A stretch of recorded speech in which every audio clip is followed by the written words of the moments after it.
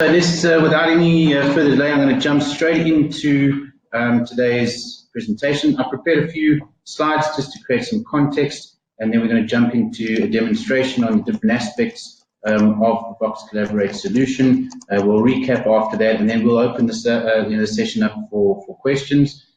Please, you can submit your questions at any time, and then I'll attend to them at the end.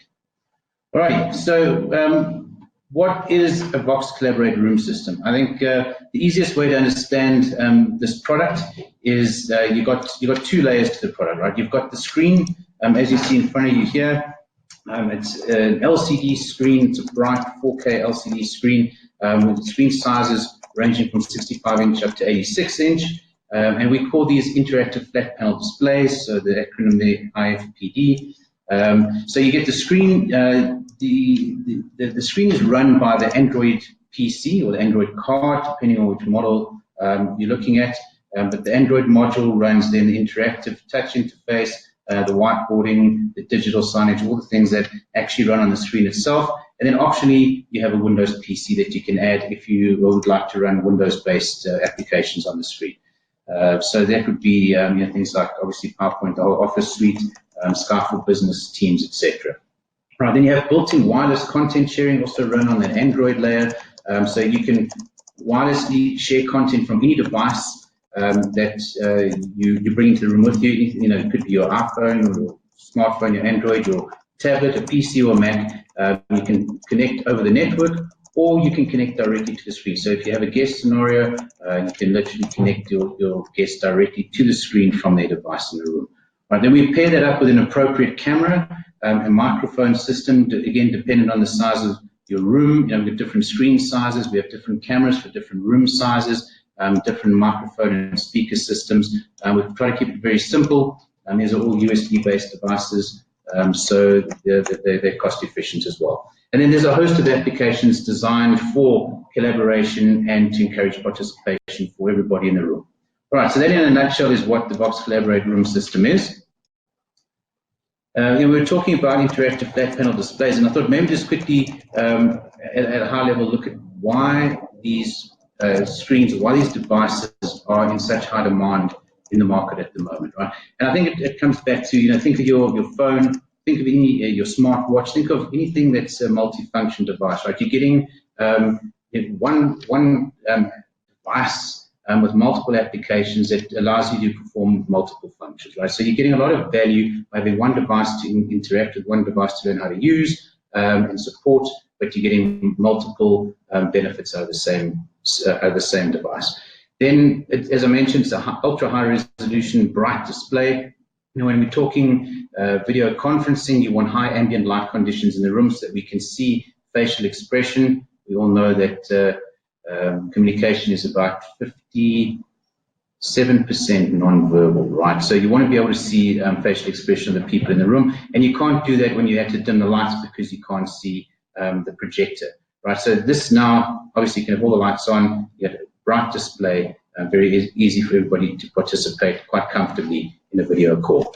Then, as I mentioned, you've got built-in wireless content sharing. Normally, this would be a separate device that would have to be added to the room. They can be quite costly. And of course, if you've got a solution that's built into the screen, runs on the screen's hardware, you've got a much more seamless interface and more reliable interface. IFPDs have a very low cost of ownership. Think about it. When last did you replace your flat screen or your LCD TV because you had to? Probably you can't remember, right? They're very reliable devices with a very long life. It's exactly the same principle with Vox Collaborate. It's going to last you a very, very long time. And then they're very simple to install. Takes about, on average, about 2 hours to install one of these screens, as opposed to a room that can take a day or more on your legacy type equipment. And then because these are PC-driven devices, you can support and manage them remotely. So fantastic value proposition when looking at these types of solutions. All right, so I'm going to jump into the next slide now, and that's about, sorry, double-clicked on that. Just to have a look at the context of these, of the Vox Collaborate and interactive flat panel displays in the market. Right? So the market for IFPDs grew by 39% in 2018, right? Which is far higher than sort of the average growth rate of typical audiovisual technologies. In fact, it's about 4 times the growth rate of typical technologies. So you can see that there's a real appeal. The market are really benefiting from the value and the use of these solutions, and they're really growing in popularity. 83% of those screens were purchased in the corporate market, and that corporate market expanded by 100% in 2018. Right. You can save up to 50% on over traditional room meeting equipment. So if we have a look at what I mean by that, so yeah, we had a look. You got a bright display, you've got a whiteboarding application, you've got wireless presentation, and you've got video or web conferencing, all built into the same product. Now, if you had to look at a traditional room where you've got a projector and a screen, you've got a separate wireless content sharing device that started at about 15, 20,000 Rand for a decent one that can produce the same results as what the Vox Collab does. And you've got obviously the video conferencing endpoint that you've got to add in. That you're probably looking upward of about 110,000 Rand for an average sort of 6 to 9 seated type room. Okay. In that context, we can save you half of that with the purchase of the Vox Collab. So you can kit out twice the number of rooms with the same budget as you could have in using or purchasing traditional or legacy equipment. All right, and then obviously user training and IT support are reduced by up to 60% because people are using applications that they're familiar with, right? There's nothing new. They don't have to learn new remotes, etc. They're just going to be using the applications that they use on their desktop every day. So this is the appeal in the market, and I'm sure that most of that would resonate with most business users. So just having a look at the elements of cost saving that come with the Vox Collab room system. We mentioned that you can save up to 50% of the actual room costs, right? And then obviously because the screens are so easy to use, meetings start and finish on time. I'm sure you've been in many a meeting where we had a bit of a challenge at the beginning of the session, but most meetings actually, you fumble with the kit in the room, trying to find a cable, trying to get the projector on, trying to get the audio right, to get the lights right. It all wastes time. And an average meeting of just 5 participants, right, that's going to cost most organizations about 1,500 Rand just on people time in an hour. So obviously you want to be as efficient as you can be, and you want meetings to start on time, so you get maximum use of everyone's participation. Right, then we mentioned familiar apps, less training, less support. Right? There are no consumables on the Vox Collab, and the screen's certified to 50,000 hours of use, which is about 17 years of 8-hour days, assuming that the screen's on those full 8 hours, 5 days a week. Then I think one of the real values that I'd like you to take with you after today's discussion is that all the applications that you purchase with the Vox Collab or can post-purchase add to the screens from the App Store are free for life. Right? There's no annual licensing. We're not trying to trap you with purchase a screen now, but next year you've got to buy licenses for the applications you've now become so familiar and fond of. There's no hidden cost, right? Literally, you're getting free software for life, or you're purchasing it once rather, but you're not paying license fees on an annual basis. And then this is an industry-leading 5-year warranty on the screen, on the Android, and on the Windows PC. So fantastic value that you're deriving out of a Vox Collab. All right, so we're going to actually jump straight into demonstration now. I don't want to talk too much and put you to sleep with the slides. So we're going to jump straight into the whiteboarding app demonstration. Okay, so the first application that we're going to demonstrate is the whiteboard. In my hand, I have a stylus. 2 of these ship with every Vox Collab screen, and quite a handy features on this stylus. On the front of the stylus, we can select a particular color, and on the back of the stylus, a different color. So this makes annotating on the screen very simple, and it obviously adds contrast to what it is that you're trying to, the point that you're trying to get across. So once you've selected your ink, obviously you can also select the weighting of your line. So here again, we're using the front of the stylus, and you can see that's a much thicker line, and the back similarly. We can also choose shapes. We can bring shapes into the drawing. So we can bring up an oval, I can bring up a triangle, I can bring in 3D shapes as well. So a sphere and a cube, and I can bring those all into our discussion content on the board. Right, so what I can also do is I can bring content from another application into the whiteboard for discussion. So I'm going to add another screen here. Okay, so then we're going to open up a browser, and I'm just going to quickly select some random content from this page and bring that back into the whiteboard. And from here I can move it around. I can then annotate. I can take this element of the snip, and I can make some notes to self here.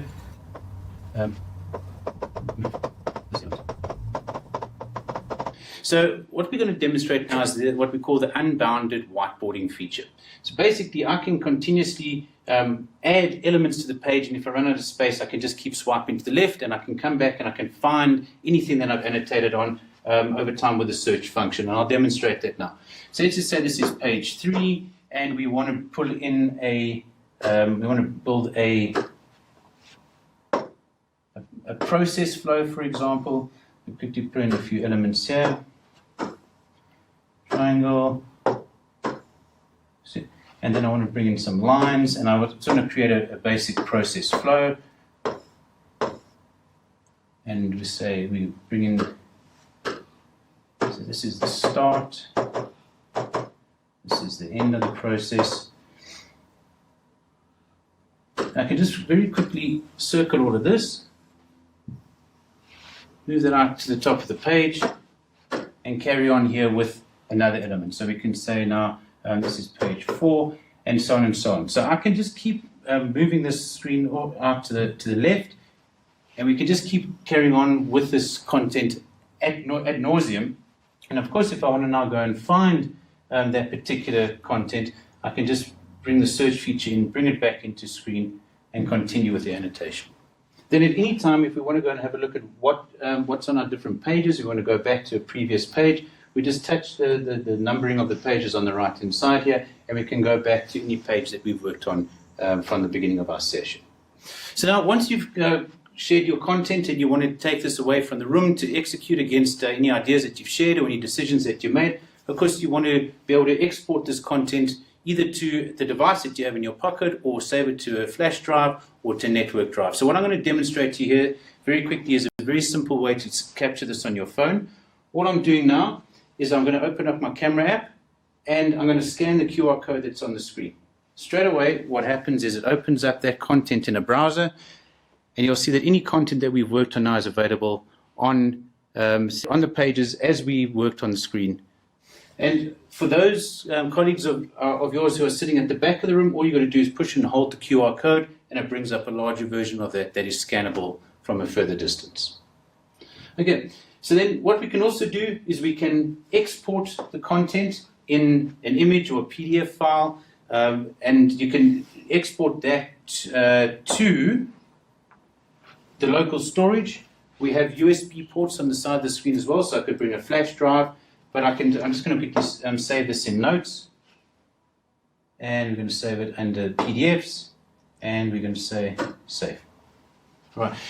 It will automatically assign a random file name to the screen. You can obviously overwrite that, and we can call that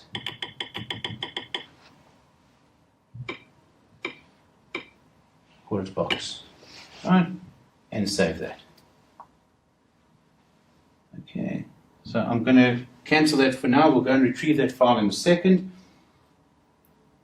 We can then also save this to cloud storage, right? So, for example, you might want to save this to Google Drive or to OneDrive.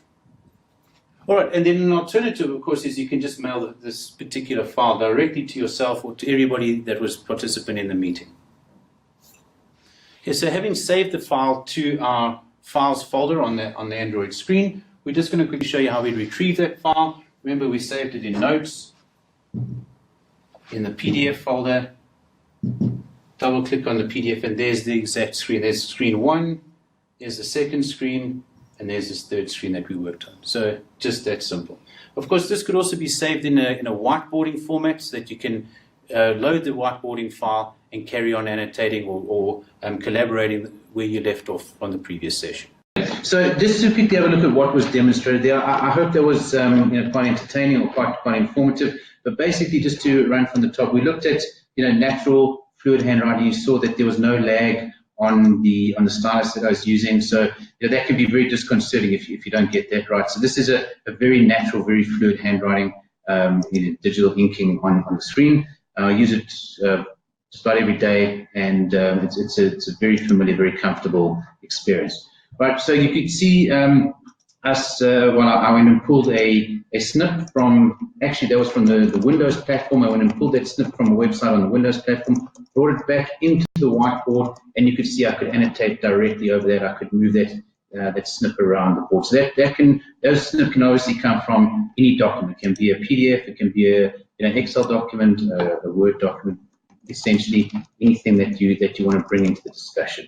Right, then you saw the ability to pinch and pull, to zoom. You saw the infinite whiteboarding capability where I could literally just keep swiping to the left of the screen, and you could see how that canvas grew. And then when I had to find some content again, I had that search tool. So very useful if you brainstorming or you kind of solving problems, and you just want to keep inking on the board.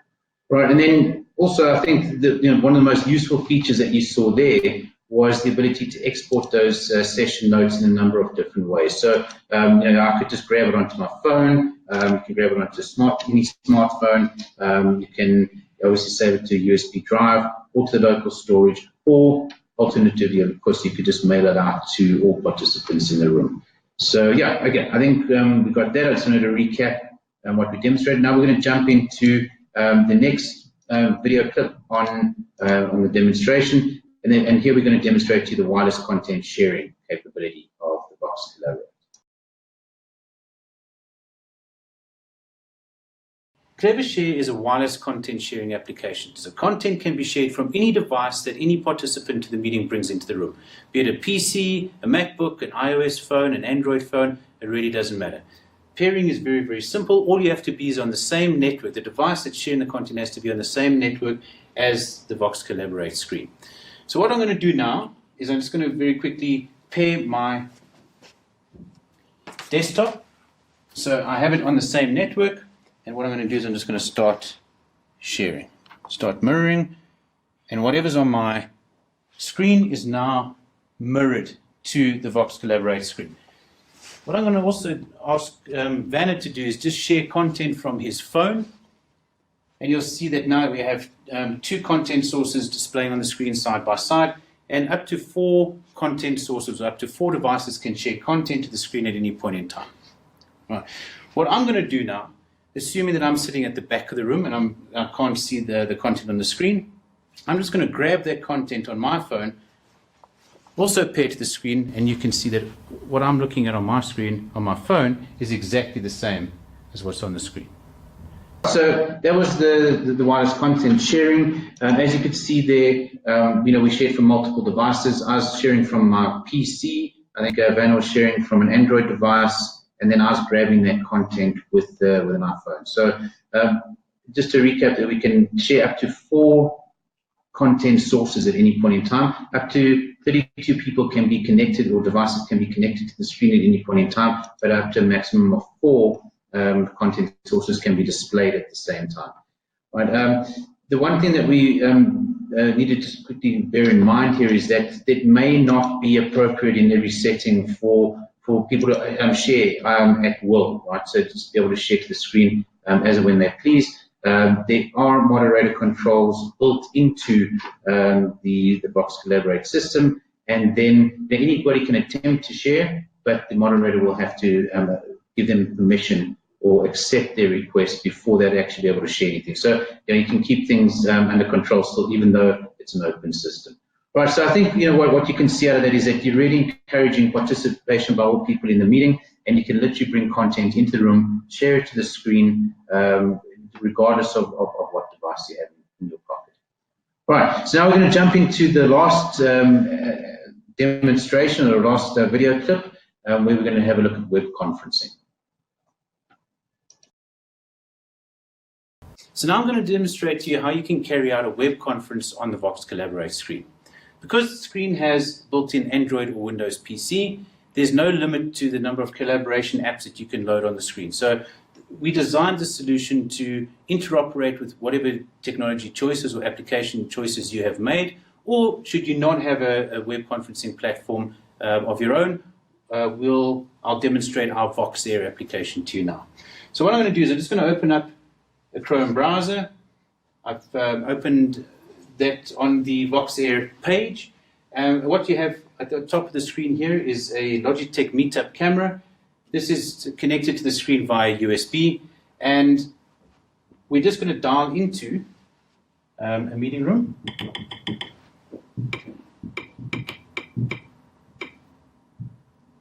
And we're going to connect. Start the call. And what you see is the cameras is quickly starting up. And top right of the screen here, you'll see the picture-in-picture view of the participants in the room. And anyone who joins us on the call now. You are the first person to join the conference. Please hold while the other participants join. Anybody that joins this virtual meeting room now will join us on this page, and we'll have a video conference session. Okay, so that was the last video clip for the demonstration for the day. And let's quickly recap. So what we were having a look there was our Vox Air browser-based video conferencing or video calling application. So a lot more than just what you saw there, but we're not going to get into that now. But you can run Vox Air in both both browsers on Android or the Windows-based platform. And of course, you are in control. You can choose which applications you run. So if you're running Skype for Business, or you're running Teams, or you're running Zoom, they will all run on the Vox Collaborate. If it's Windows-based, obviously you'll need a Windows PC, but otherwise everything else will run in the Android on the Android module, Android card. Okay, we discussed camera size. We're not going to get into too much of that now, but literally we've got camera sizes from literally a 4-seater type room up to 30-seater room, or you've got 15 times Zoom and multiple mic pods, etc. What we had to look at there was just the Logitech Meetup, which is a nice 120-degree angle field of view on the camera with beamforming mics and a decent speaker bar on it. So that'll handle a room up to about a 12-seater quite adequately. And then what we didn't show, unfortunately, in that clip, is that you can bring your typical screen or application sharing into that call as well onto the board, which I think goes without mention. But I just wanted to quickly highlight that. I realized only after the clip was inserted that was left off. All right, so I think that was what we've demonstrated. I'm just going to do a very quick recap from the beginning of our call. So as I mentioned, you can save up to about 50% of the cost of a traditional meeting room by replacing it with a Vox Collaborate. So there's real cost savings and efficiencies in terms of installation, the support and the usage on an ongoing basis with meeting participants. It's very easy, so meetings start and finish on time. It's very easy to use, very easy to start up, very intuitive. If you use a smartphone or a tablet, you're going to find the Vox Collaborate just as easy to use. Right. Obviously, very familiar apps, so familiar user interfaces, less training, less support. There, I mentioned earlier, 17 years of use, so it's a long life that you're going to get out of a Vox Collaborate screen. And very importantly, I'm just going to reiterate it again, of course, is that the applications, you purchase them once with the screen, and they are free for life. So the 5-year warranty is an industry-leading warranty that's both on the screen and on Android and the PC modules. All right, so folks, I'd like to thank you very much for joining us on a Friday afternoon. I hope that was informative. I hope you took away some value from this quick webinar. We would love to engage with you on a one-on-one basis for you to actually come have a look at the screen, or actually use it and just get a sense for simplicity of use and the features that it has on it. So we'd love to engage with you one-on-one. In order to do that, you can either contact me directly. My name's Andrew King. My email address is at the bottom of the screen. There is my landline and my cell phone number as well. But of course, please also get hold of your account manager, and we'll make sure that we set up time appropriate to you to engage further with you on this content.